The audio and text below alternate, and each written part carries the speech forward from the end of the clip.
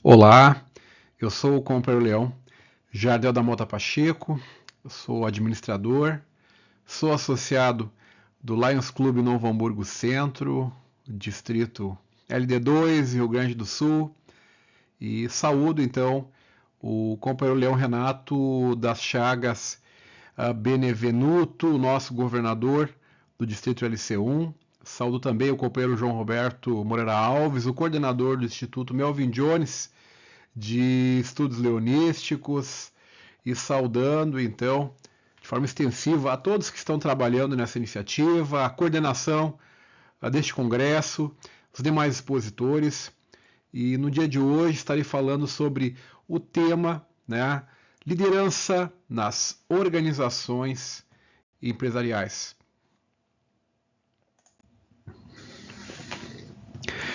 Dando início ao nosso trabalho, inicialmente nós temos que trazer alguns conceitos, porque falar de forma isolada, né, sobre liderança tem um peso. Agora, a participação dela nesse conjunto da gestão, ela se torna então mais clara a importância e o papel que ela desempenha.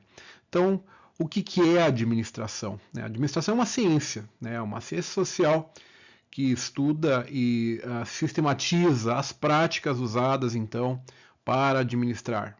Temos aí a teoria clássica da administração, desenvolvida então por Fayol, Jules Henri Fayol, estabelece 5 funções fundamentais que todo administrador ele deve desempenhar, independentemente da dimensão do negócio: prever, organizar, comandar, coordenar e controlar. Hoje, então, nós usamos a sigla PODC. Planejar, organizar, dirigir e controlar. Em linhas gerais, a administração é a tomada de decisão sobre os recursos disponíveis, certo? E quando nós falamos de recursos, não são só materiais ou financeiros, são humanos também, tá? Trabalhando com e através de pessoas para atingir os objetivos. É o gerenciamento de uma organização, seja ela privada, seja ela de voluntários, seja ela educacional, né? Considerando informações fornecidas por outros profissionais. Então, existe então essa troca, né, com outros profissionais de outras áreas, e também pensando previamente as consequências das suas decisões. Então, ou seja, a gente pensa antes de agir, a gente planeja, desenvolve um plano de ação para poder então buscar excelência, buscar resultado, certo? E o que é gestão? Nós falamos de administração, e o que é a gestão? A gestão, ela faz parte da administração e tem como função implementar, né, os processos planejados por quem? Pelo administrador. Seu papel é assegurar que tudo seja executado conforme o previsto, prevenindo erros, né, minimizando as possibilidades de erro, podemos dizer assim, e antecipando dificuldades. Então, a criação de cenários é um exemplo disso. Além de apoiar o administrador na conquista dos objetivos da organização da empresa. Então, enquanto a administração ela possui um caráter mais analítico, né, a gestão ela foca na aplicação prática, então. Em síntese, o papel do gestor é coordenar pessoas, os recursos e processos de acordo com as diretrizes administrativas da empresa, com ênfase, então, nessas interações pessoais e nas atividades diárias. E a gestão, ela possui alguns pilares, certo? Se vocês forem pesquisar quais são os pilares da gestão, você vai encontrar aí materiais que possuem um número menor do que esse que eu estou apresentando, alguns até maior, mas em linhas gerais, o que é comum a gente encontrar quando fala, então, pilares de gestão, né? Então, são 6 que eu vou expor aqui nesse momento: pessoas, sistemas, processos, planejamento e organização, os indicadores e tecnologia. Tá?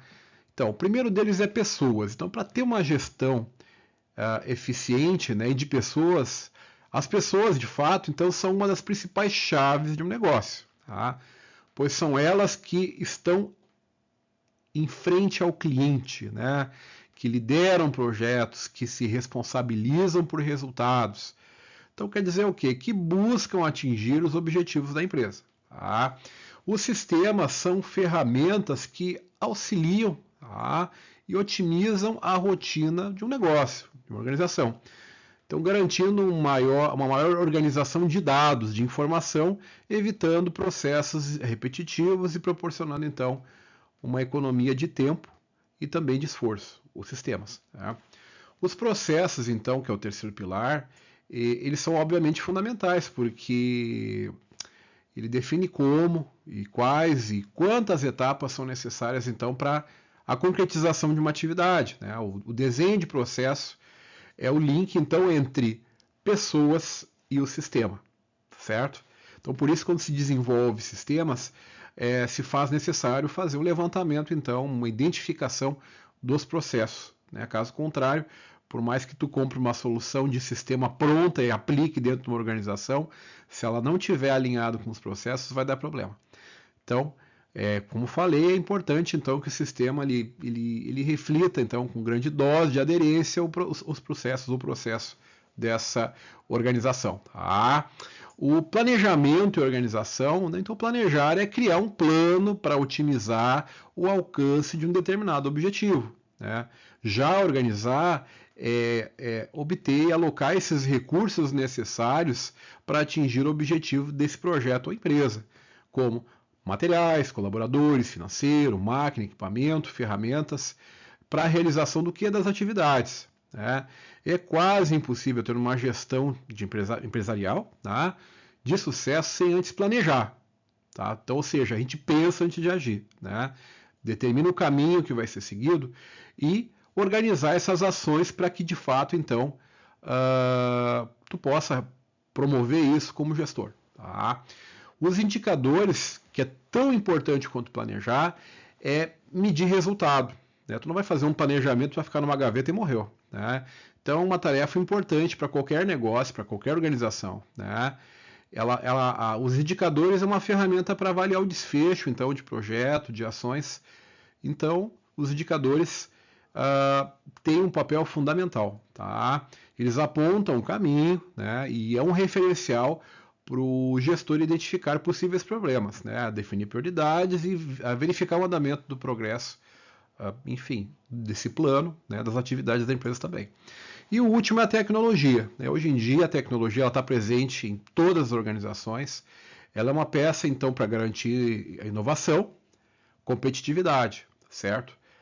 Quando há uma gestão empresarial eficiente, somada a profissionais, colaboradores, trabalhadores bem treinados, né, para abastecer esses sistemas com informações adequadas, a tecnologia ela torna as atividades de uma empresa mais otimizadas, eficazes e com uma menor quantidade de erros. Né? A gente diz, na verdade, que também as grandes organizações, as grandes multinacionais, na verdade, hoje são grandes empresas de tecnologia. Porque a tecnologia é um elemento, como está no pilar da gestão, elas se profissionalizam muito na questão da tecnologia para poder viabilizar o negócio delas. Então, a tecnologia é um pilar muito importante. Então, falamos então sobre a questão de o que é administrar, administração, gestão, os pilares da gestão. E agora, percebendo então esses caminhos que envolvem pessoas, né, a gente vai fazer então um conceito rápido aí, o que é liderança, certo? Então, liderança é um processo que influencia e induz o que uma pessoa exerce sobre outras conforme a necessidade e situação, que as levam a realizar um ou mais objetivos. Então, começamos com essa definição do Xavenato, tá? De linhas gerais, ela deixa bem claro o que é a liderança, que cada um ele deve exercer nas organizações também, sejam elas de caráter empresarial, sejam elas de voluntários também. Então, é o dia a dia, né, seja de um gestor e também dos colaboradores. Tá? Muito importante. A gente exerce liderança no nosso meio, ok? Partindo para uma segunda definição um pouco mais detalhada, a liderança é conduzir um grupo de pessoas. Opa, já deixa claro, né, que é um processo que conduz pessoas de um determinado grupo influenciando seus comportamentos e ações. Então a gente influencia através da liderança, né, o comportamento e a ação, para quê? Para atingir objetivos e metas de interesse comum desse grupo. Ou seja, então, o grupo ele já tem claros os objetivos e metas, já tem um planejamento desenhado, né, e de acordo com uma visão de futuro baseado, né, num conjunto coerente de ideias e princípios. Então, além daquilo que está estabelecido no planejamento, nós temos também a cultura organizacional. Então, a liderança ela trabalha considerando também a cultura organizacional, né, a cultura desse ambiente. Tá? Então, nós temos aí duas definições, deixando claro, né, o impacto que liderar se tem diante do grupo, certo? E cabe a nós, então, fazer uma distinção entre gestão e liderança. Já caminhamos até aqui. Então, o gestor ele tem um planejamento, né, de tarefas voltado ao cumprimento de metas, prazos e objetivos da empresa, ok? Em conjunto com aquilo que foi elaborado pelo administrador. O líder coloca as pessoas em primeiro lugar, né? Então, a postura de um líder, né, ele tem a colocar as pessoas em primeiro lugar. Isso também é muito ouvido, né, essa frase. Ele inspira seus colaboradores, conversa com cada um deles para compreender melhor os seus pontos fortes e fracos e realiza também outras atividades. Então fica bem claro, né, quando nós fazemos a distinção, né, de gestão e liderança, que então o gestor ele tem então o planejamento de tarefas, ele é voltado para o cumprimento das metas, dos prazos, então para alcançar o resultado. E o líder ele coloca as pessoas em primeiro lugar, ele inspira para que eles de fato trabalhem para alcançar esses objetivos. Então é um aspecto muito mais do comportamento junto aos liderados. Tá? A capacidade de liderança ele é inerente às pessoas, independentemente se elas estão ou não ocupando cargos de liderança numa organização. Nós temos o exemplo dos líderes informais, que mesmo eles não tendo, entre aspas, uma chefia, eles acabam influenciando o andamento dos trabalhos. Eles são referências, inclusive, mesmo não tendo a placa com o nome deles, né, determinando que eles são a liderança daquele grupo, formalmente daquele grupo. Tá? Também sabe-se que existe uma diferença entre líder e chefe. Tá? E só um parênteses aqui, muito se diz, né, se faz muita comparação entre líder e chefe, né, se cita que não se deve ser chefe, né, nos dias de hoje, e eu entendo por quê, mas lembre-se que a prática da liderança, em algum momento, ela pode exigir um posicionamento de liderança também associado a um chefe. Tá? Então a gente não pode demonizar a figura de um chefe. Na verdade, a gente tem hoje práticas de liderança, né? Ou seja, hoje é muito mais do que um chefe delegando tarefas. A empresa de hoje, as lideranças, ela tem que se comunicar de forma clara com a equipe, que transmita confiança, né, que contribua um bom ambiente de trabalho e, fundamentalmente, que motive a equipe para o sucesso. Mas aquela ideia de que só dá ordens e controla, né, ela está superada nos conceitos atuais de gestão, mas em algum momento, se for necessário, ele tem que ter uma postura de chefe também. Gestão de colaboradores e de voluntários. Então, nós temos dois ambientes, por esse congresso se passar e sendo organizado pelo Lions, né, que é um grupo de voluntários, né, é a associação civil organizada, aí, né, Código Civil, artigo 53. Então, mas existe uma certa distinção, né, entre gestão de funcionários e de voluntários. Muitas vezes as pessoas ingressam num movimento de causa como o Lions, e acreditam que elas vão fazer gestão como se fosse de colaboradores. A partir de agora, essa exposição que eu estou fazendo, ela vai deixar bem claro essas diferenças até. Tá? Então, a gestão de colaboradores, de empregados, envolve aspectos como remuneração, avaliação de desempenho, interesses individuais. O relacionamento então, entre gestor e colaborador ele vai influenciar no resultado final da equipe. Tá? Os interesses individuais dos colaboradores também, eles são importantes. Tá? Já a gestão de voluntários, para começar, os voluntários não são remunerados, né? E o seu compromisso está voltado para a causa em que acreditam, né? Como no Lions, como exemplo de associação civil, né, de voluntários, né, é o servir. Então, elas acreditam na causa do servir. Tá? Gerenciar voluntários exige encantar, contribuir e perpetuar essas pessoas, sendo mais desafiador do que a gestão de colaboradores, porque não há uma moeda, né, uma remuneração, e o que motiva é a conexão com a causa do voluntário. Então, por isso que o processo de liderança numa associação, né, num movimento de causa, é fundamental para a continuidade e a capacitação dessas pessoas também. Vamos fazer uma comparação, então, entre organizações burocráticas e as organizações civis, nesse caso, empresas e associações como de voluntários, como Lions, né? O trabalho, então, nas organizações, nas empresas, ele é feito por funcionários contratados, então, na sua maioria, e é assim, tá? Já nas organizações civis, na sua maioria, ele é feito por membros atuando voluntariamente. Tá? Já começa por aí a grande diferença. Os objetivos das organizações burocráticas e das organizações civis são diferentes. Né? Nas organizações burocráticas é a provisão de bens ou serviços a clientes sem autoridades para escolher líder ou decidir políticas internas. Ou seja, a organização tem seus níveis, né? E essas lideranças decidem, né, políticas internas e acabam então escolhendo, né, através de captação, de contratação ou de promoção, os líderes que vão tocar, né, esse negócio. Já nas organizações civis é bem diferente, né? O autogoverno por meios de líderes voluntários eleitos entre sua base associativa. Por isso que acontece então uma convenção, que acontece a eleição, né, de alguns líderes dentro do movimento leonístico, por exemplo, dando voz externa a seus membros. Nas associações, em forma geral, é assim.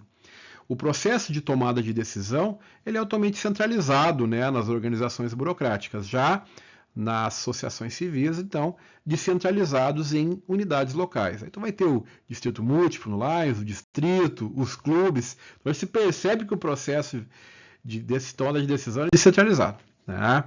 As organizações burocráticas, então, no que tange autoridade e liderança, é coerção econômica ou política, né? E nas organizações civis é a persuasão moral. Tá? Aqui, a prática da liderança e gestão nas organizações burocráticas, ela tem por fim gerar obediência às regras e aos objetivos da empresa fixados, e nas organizações civis tem por objetivo central gerar o compromisso e o engajamento do voluntário. Ou seja, ele se sentir pertencente, ele se comprometer e o engajamento dele nas atividades. Então fica bem claro que é muito diferente liderar, né? E exercer a liderança tanto nas organizações burocráticas como, se comparado, obviamente, com as associações, né, com organizações civis. O gestor de voluntário ele tem que garantir que os voluntários acreditem no propósito da causa, que suas contribuições estejam alinhadas aos seus valores e que haja, né, uma perenidade do trabalho, mesmo com mudanças de prioridade dos voluntários. Por quê? Ele é um grupo muito sazonal, né? Muitas vezes o voluntário ele coloca em um plano, não em primeiro plano, a associação. Então, o gestor de voluntários tem que estar preparado para esse tipo de ambiente. Então, é muito importante isso, né? A gente vê isso no dia a dia de um movimento como o Lions, por exemplo, né? Essas alternâncias e contribuições, a sazonalidade dentro de um Lions Club também, né? Então, ou seja, ele é muito sazonal nesse ponto. Tá? E com base até onde nós chegamos aqui na exposição, a gente tem que entender que a gente tem que reconhecer a influência da sociedade, acompanhar o desenvolvimento e se adaptar. Tá? Não esperem que a gente, olhando para o próprio umbigo, a gente vai conseguir, né, acompanhar o que está acontecendo. O que dirá de uma organização nos dias de hoje? Né? Seja de voluntário, seja empresarial. Tá? E a tecnologia é um fator importante para mudar, inclusive, o comportamento e a liderança.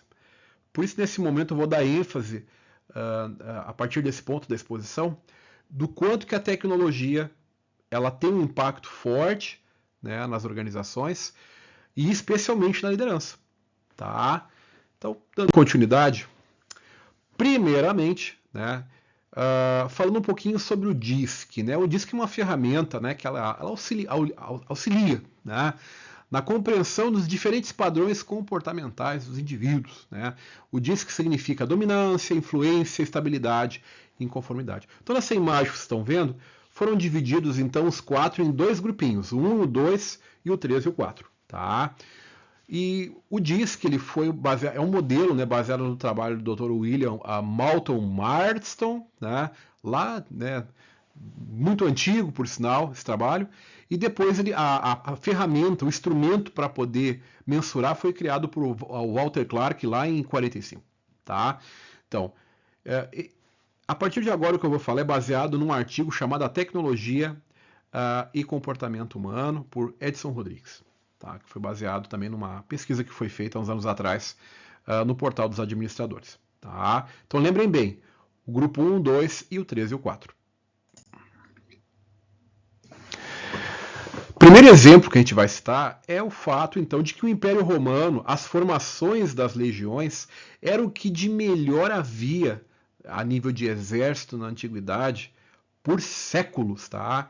Então, quando vocês imaginam um perfil de liderança num ambiente como esse, fica claro que o segundo grupinho, o 3 e o 4, ele fica evidente que seria a característica comum, né, do exercer a liderança nesse grupo, que é a previsibilidade, necessidade de segurança e boa adaptação à rotina, que é a estabilidade, né? E o 4, conformidade, perfeccionismo e agregação a procedimentos e normas pré-estabelecidos. Então fica evidente, né, que num ambiente que não tem tantas mudanças e que por séculos ele opera com o mesmo processo de gestão, o líder deveria ter, então, essas características em predominância, tá, para poder ter sucesso, então, na empreitada dele nesse grupo. Porém, o tempo muda e a tecnologia também impacta na vida. Tá? Hoje os exércitos, tá, os seus armamentos, eles caem em obsolescência em poucos anos, assim como outras áreas da tecnologia. Então, o líder num ambiente como esse, ele tem que ter, na verdade, principalmente características destacadas como dominância e influência, ou seja, competitividade, a busca por resultado, a assertividade e a diretividade. E também a influência, né? A empatia, a verbalidade, a persuasão e a amabilidade. Num ambiente que está mudando muito, com muita velocidade. Então, a tecnologia que influenciou essa mudança influencia também no perfil de liderança ou na busca de liderança, né, num perfil para atuar nesses grupos que tenham essas características. Outro exemplo, na Idade Média as pessoas viviam em castas e herdavam a profissão de seus pais, repassando-os por sua vez, né, para os seus filhos. Então a gente tinha características claras também daquele segundo grupinho, da estabilidade e da conformidade, né? Ou seja, para se dar bem, então, para gerar resultado, lá na Idade Média, num ambiente como esse, o profissional deveria ter essas características em predominância. Já hoje, em 2024, ele é muito diferente. Hoje, podemos mesmo desfrutar de 2 ou mais carreiras, ter 2 profissões na vida, tá? E tudo isso só foi possível graças à tecnologia. Por isso que eu estou dando ênfase nesse momento da exposição em tecnologia. E num ambiente com muita mudança, né, um ambiente que não se consegue distinguir o que é presente e o que é futuro, tá? Dominância e influência, aquele primeiro grupinho, é uma chave, então, é uma característica dos líderes de hoje. Ou seja, competitividade, a busca por resultado, a assertividade e a diretividade. E influência, então, é o segundo: empatia, verbalidade, persuasão e amabilidade. Então, os perfis de alta dominância e alta influência são os mais demandados, em detrimento aos outros que foram citados. Por quê? os aspectos da informatização, da automação e uma série de sociedades, tá? Da sociedade moderna, tá? E com isso, aquele conceito que nós tínhamos, né? Baby Boomers, geração Z, X, enfim, todo aquele conceito que se tinha em relação à tecnologia, inclusive, dessas gerações, tá? Recentemente isso mudou pra caramba, ou seja, tanto o Baby Boomer como a geração Z, por exemplo, eles precisam ter um certo domínio da tecnologia para continuar se comunicando, inclusive com a família. Né? Via WhatsApp, aí, as redes sociais. Então hoje as pessoas não pegam, não assistem mais TV como um referencial de cultura para uma conversa do banco do ônibus, por exemplo. Tá? Ou numa roda de amigos. Então, para entender o quanto que a tecnologia influencia, ela está influenciando ao ponto que a minha mãe, ela teve que aprender a usar o WhatsApp, usar um smartphone, bem como meu filho, né, com 13 anos, também usando. E ambos, para poder se comunicar, precisam, dentro do dia a dia, usar essa ferramenta. O que dirá no mercado de trabalho? O que dirá nas associações civis? Tá? Por isso que a tecnologia influencia, inclusive, no perfil de liderança. Ou seja, nós lideramos no digital também e nem percebemos. Nós precisamos liderar no digital, ok? E isso é uma reflexão, tá, que eu trago, dado o quanto que a tecnologia influencia também na liderança. E olhando para os dois grupinhos, conforme eu citei, né, o dominância e influência, o primeiro, estabilidade e conformidade, o segundo. Quem aqui é do Lions, pensem, façam uma reflexão interna. Quais grupos dominantes que você percebe com maior destaque dentro do seu clube?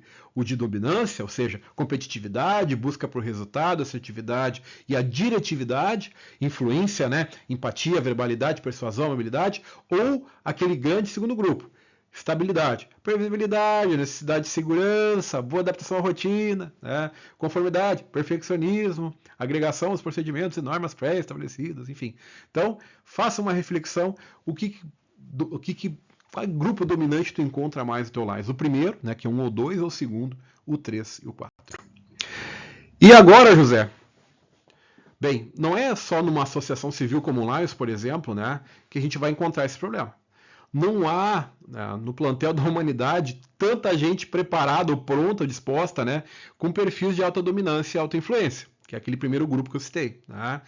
Pessoas com esses perfis naturais em número suficiente, então, para atender essa demanda. Né? Agora, as capacitações têm um papel importante nessa demanda. Né?